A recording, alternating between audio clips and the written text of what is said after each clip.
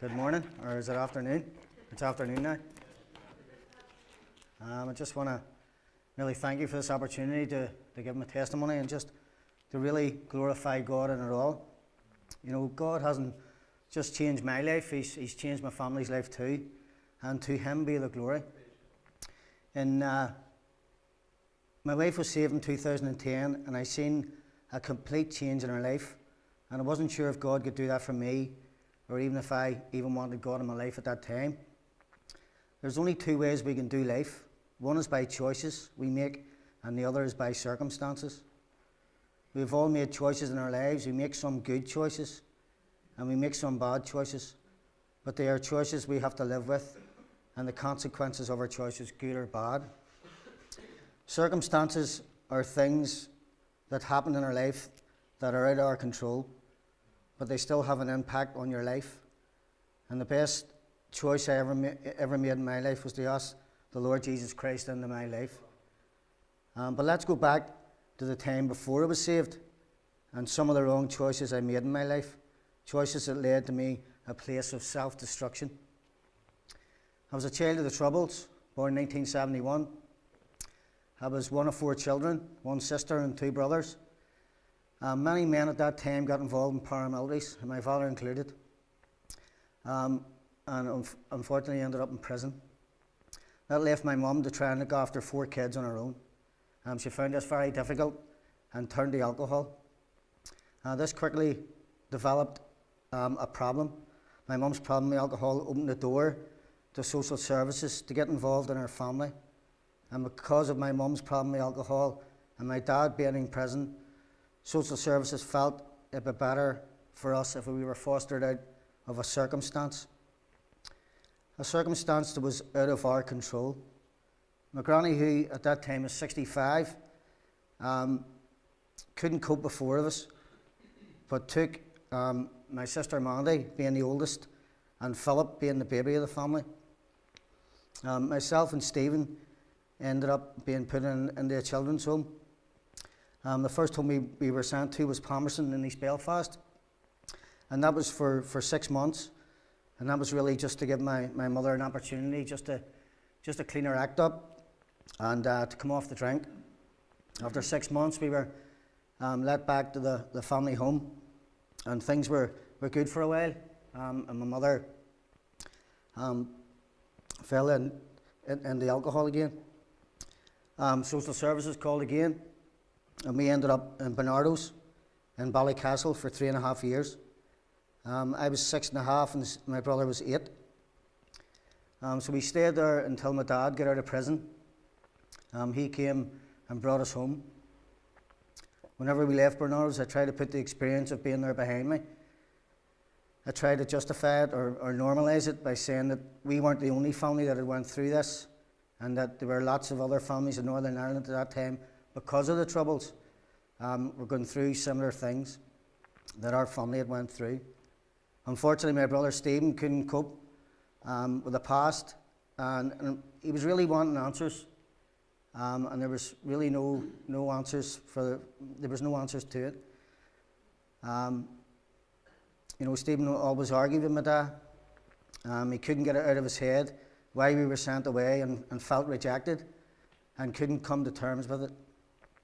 Stephen started drinking at an early age, tried to black the memories of the past out, and soon he developed a problem with his drinking. I also, from an early age, turned to drinking to try and find self-worth. I also had relationships. I was married at the age of 18. I had a child, Leah. But then that fell apart. I moved to the next relationship. I had another 2 children. Then that relationship fell apart. So really I was going from one relationship to another.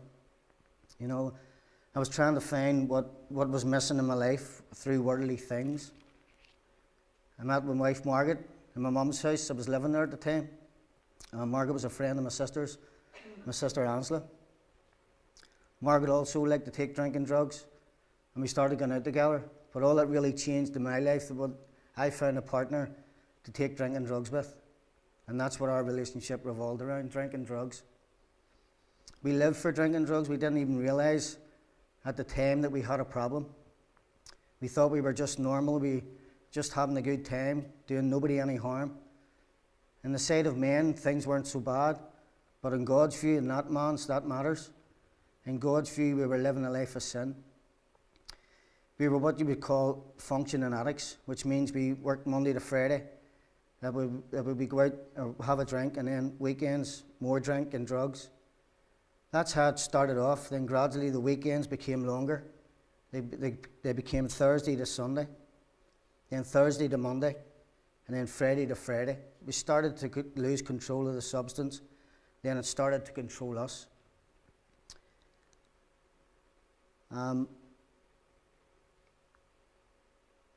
But all the time that we were in denial, that we had a problem. We were holding down a job which made us think we were okay. We thought alcoholics and drug addicts were people who didn't work or couldn't work. And there were people in the street corner with brown paper bags. How wrong were we? During our own mess, I never noticed, but my brother Stephen's drinking had also gone out of control. And unfortunately, Stephen died in 2006.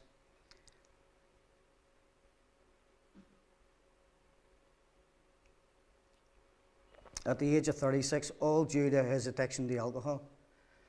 I remember thinking to myself after Stephen died, is this what life's about? You have a terrible childhood, life's not much better, you die at 36 and go to hell. After Stephen's death, my own drinking and drug taking got out of control. At the point where I was taking at least 2 grams of cocaine and taking alcohol with it. I remember one afternoon, I was taxiing at the time, I remember one afternoon and Margaret had phoned and she says, can you talk? And I says, yes. She says, amazing things. She says, I was thinking about becoming a Christian. Now, this was out of the blue. I think, you're thinking about it? I says, yeah, there are, you aren't. And she says, I am. And she says, what do you think? And I says, as long as it doesn't change me and you, that's dead on. Well, things started to change in our marriage. Instead of drinking and taking drugs at home, I would go elsewhere. There were times I would have been drinking and taking drugs for the whole weekend. For 3 years after Margaret was saved, I continued to drink and take drugs, so obviously our marriage was shaky to say the least. We seemed to be arguing a lot, or even sometimes not speaking at all. We had nothing in common. Margaret had God and her Christian friends, and all I had was work and my drinking friends. In January 2013, 3 years after Margaret was saved, Margaret gave me an ultimatum. She had had enough. She says, Ricky, it's a drinking drugs or me and the kids. And to my shame, I chose drinking drugs. I left our home and carried on drinking and taking drugs. I moved into a friend's house. Margaret gave up our house and moved back in with her mother and father with the girls. I was up seeing the kids as much as I could, but still taking cocaine and alcohol. My life was a mess. 7 months down the line, I remember up seeing the kids and Margaret was explaining to me what she was going through. And she says, Ricky, I don't care if this whole world's crumbling around me. She says, see, as long as I got God. That was a godly moment for me. I remember thinking, is this it for me? Because there's not much life left in me. I remember going back down to my friend's house and saying, I'm going to stay off of drinking drugs. I don't need anybody. I can do this myself. Every day I was crawling the walls. And addiction is not a career that we choose.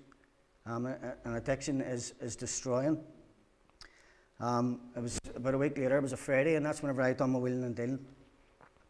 I remember saying before I went to bed, I can't do this. Went to bed, got up for work the next morning, and an amazing thing happened. I'm sitting on top of the bed, and a whisper, trusting the Lord. Well, I thought I finally lost the plot. But the amazing thing, my life was darkness, and that morning it was into His marvellous light. The only way I can describe it is peace, release, and HD colour. Because that's what my life was, black and white and darkness.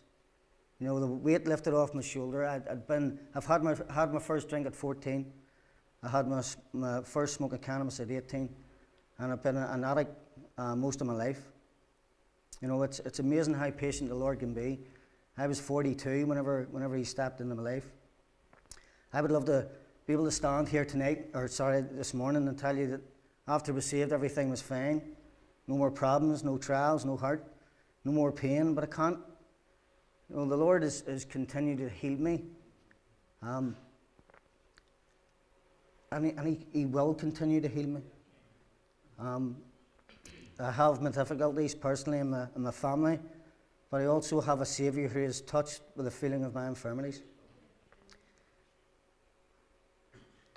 In Hebrews 4:15, for we do not have a high priest who cannot be touched with the feeling of our infirmities, but was all in all points tempted like as we are, yet without sin. Whatever touches us touches Him. He knows what we are going through at this very moment, when we have some new difficulty to face, or some new mountain to climb, or some new temptation to avoid. God is with us. Even though at times the way forward seems impossible, even though at times we can't see the future for ourselves, God sees the end from the beginning, and He can lead us through.